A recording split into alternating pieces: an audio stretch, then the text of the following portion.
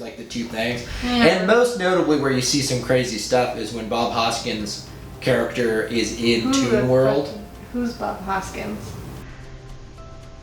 The guy who... The main guy. Character. Okay, well, just say... Yeah, I don't know the actor. Well, what's the character's name?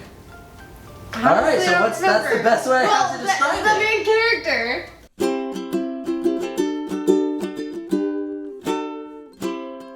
The Matt and Christy Family Hour. Now, let me just start off with this. Have you seen Who Framed Roger Rabbit before we watched it last night? I don't think so. I don't think I have ever like sat down and watched it. I think it was on when I was a kid, like my siblings were watching it, but I don't think I watched it paying any attention to it. Yeah. The only vague memory of the movie that I had was like Jessica Rabbit's figure. You wouldn't be wondering now. You know? Yeah. That's basically all that I had going into it. Right. I think I never knew anything about it really. I thought it was a kid's movie. Hey, stop. Why don't you run downstairs and get me a racing form? Oh! And it is. And it is. Sort of is a family movie. With all of, like the cartoon characters and everything. But what's with, I mean, should we just get right down into it? There is a lot of like cursing, there's drinking, there's smoking.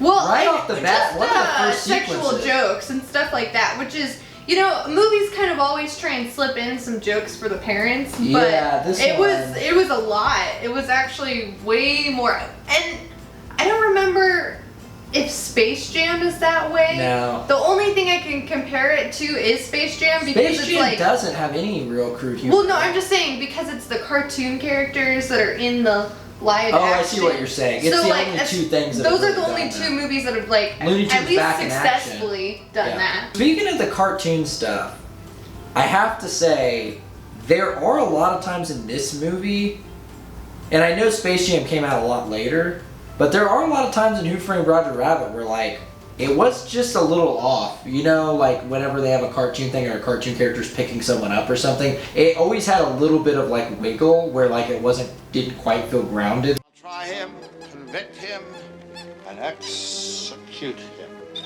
And most notably where you see some crazy stuff is when Bob Hoskins' character is in Toon World. Who's Bob Hoskins? The guy who... The main guy. Okay, well just say... Yeah, I don't know the actor. Well, what's the character's name? Alright, so that's the best way I have to describe it. The main character. I did say Bob Hoskins, the main character. Did you? I did. Play back the tape. Let's hit the replay. When Bob Hoskins' character is... How do you feel that you're wrong? I'm going to be wrong and it's going to be really awkward to edit. The Toon World, when he goes into Toontown. Yeah. That is probably where it is aged the worst.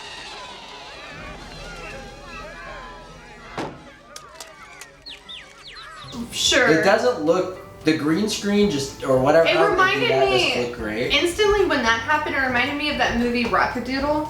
You know? Yeah. Where they have the little kid that like That'll becomes be a good a one cat. to review at some point. That's a great movie. But there's like one scene where they have the kid like actually interacting with like the cartoon world. Yeah. And it looks pretty much just as out of place. It's pretty tough. I don't know when Who Framed Roger Rabbit came out. I think 1986 or something. That's a long time ago. That's crazy. Yeah. And I think the thing, I want to say that we watched this movie with a 6-year-old kid, and it's hard because I mean he's asking a lot of questions in the movie where it's like you're having to explain things like Bob Hoskins' character has like an alcohol problem.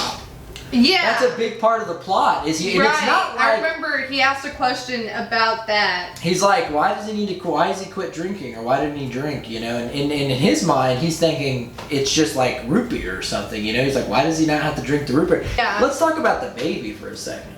The baby smokes a cigar, and he's like calling girls bra. He's like, get over here, bra. Hey, toots. And he's like slapping him on the ass and stuff.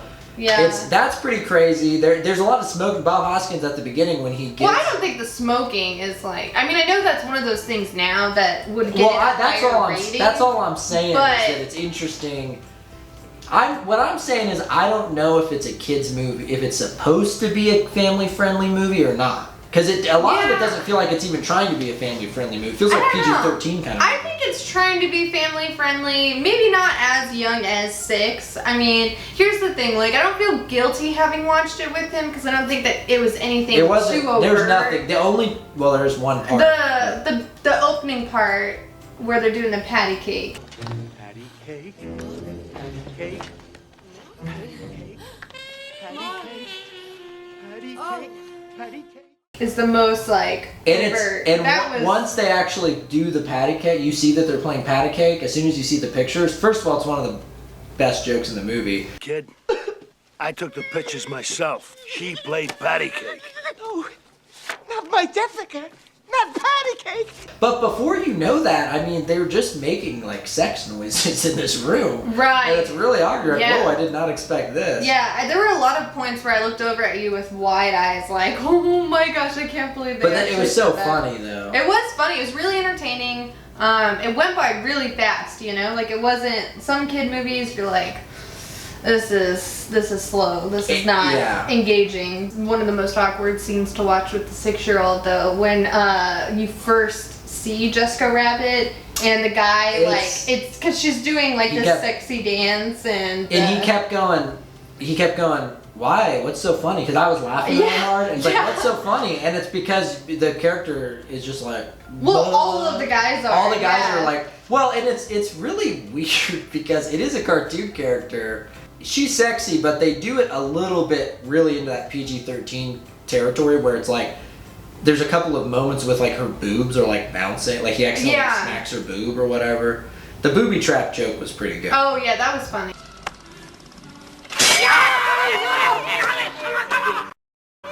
Nice booby trap. Christopher Lloyd is cool as a bad guy. Can you say that? Yeah. He's a really cool bad guy in the movie, and they do a good job of like he seems off. Right. Well, and he's got like this discolored line. You know, it's like his contour line isn't blended, so you can tell there's something off with this guy. I wanted to see him as a toon more, like actually. I know. I kind of thought he was gonna go full toon, but really it was just his eyes and his hair was wacky. Right. Right.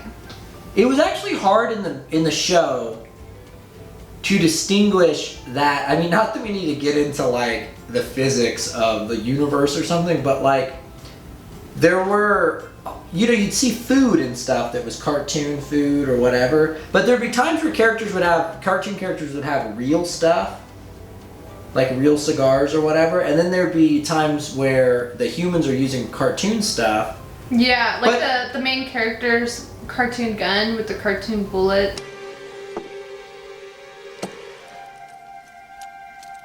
But there's just a couple of times where you're like, so how does this work? Can things turn into a cartoon? Can cartoon turn into a human thing, or are they always separate? I think it was always separate. That was the gist that I got from watching the movie. Well, what would happen in the universe if, say, if like a human person had played patty cake with a cartoon person? Patty cake, if you know what I mean. Could he get the cartoon thing pregnant, and then what happens?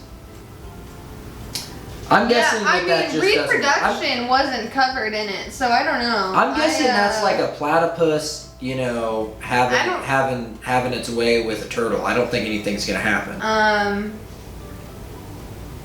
I think the meta that I'll accept is it's like what's that baby Looney Tune that we watched? Baby Driver.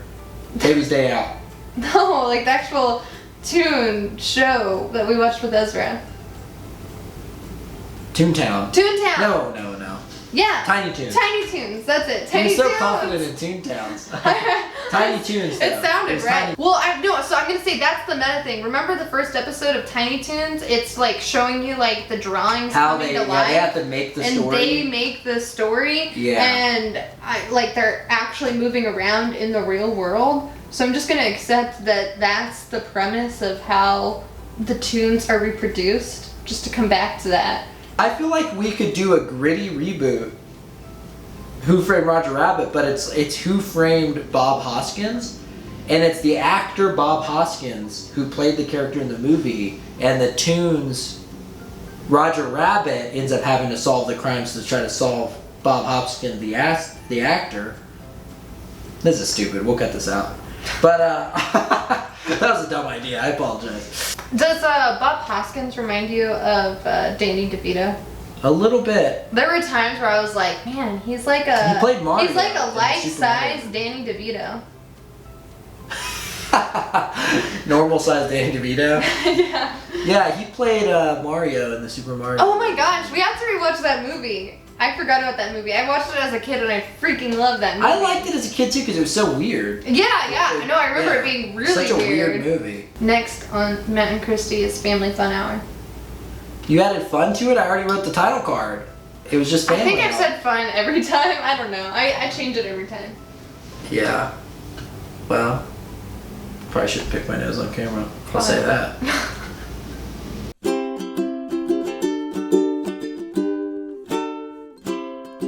The Matt and Christy Family Hour.